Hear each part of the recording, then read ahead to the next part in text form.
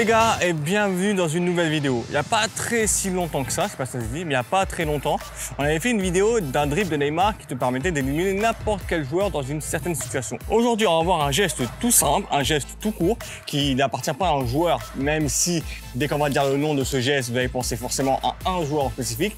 Mais on va apprendre comment effectuer ce geste qui te permet vraiment de te sortir de n'importe quelle situation, mais surtout d'éliminer un défenseur tranquillement sans trop risquer de perdre la balle. La roulette, et j'ai même envie de dire la roulette de Zidane.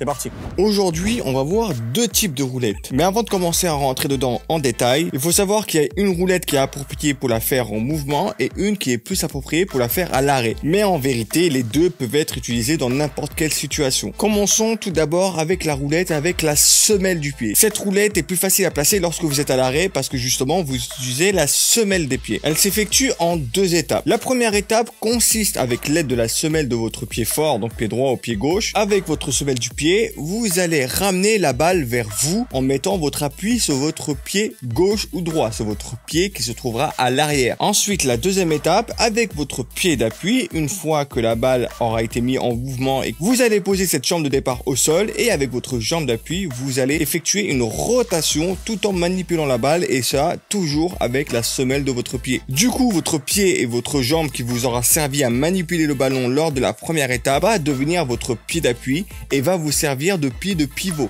C'est avec ce pied-là que vous allez pouvoir effectuer la rotation de votre corps, tout en manipulant le ballon avec l'autre pied. Ce pied de pivot, si vous voulez l'utiliser de façon efficace, mettez-vous sur votre pointe de pied. Ça va vous faciliter la rotation et du coup vous faciliter l'exécution du geste. Maintenant, passons à la deuxième roulette qui, elle, est plus efficace lorsque vous êtes en déplacement.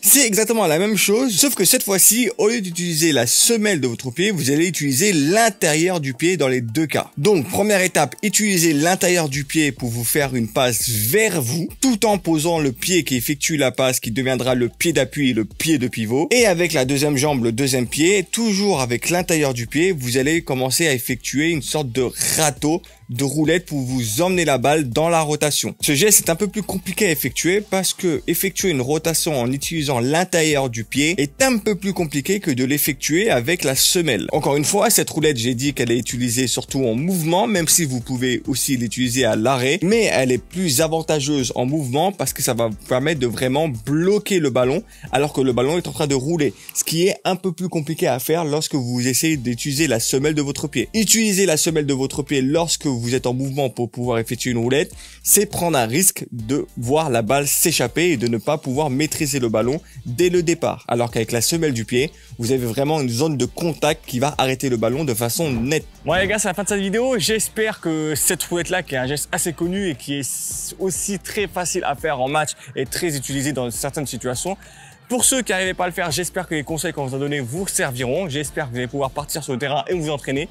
N'hésitez pas à en abuser parce que c'est vraiment un geste qui est super efficace. Si vous avez d'autres gestes à nous proposer, n'hésitez pas à nous les proposer dans les commentaires. Nous, on se retrouve la prochaine fois pour une prochaine vidéo. Ciao!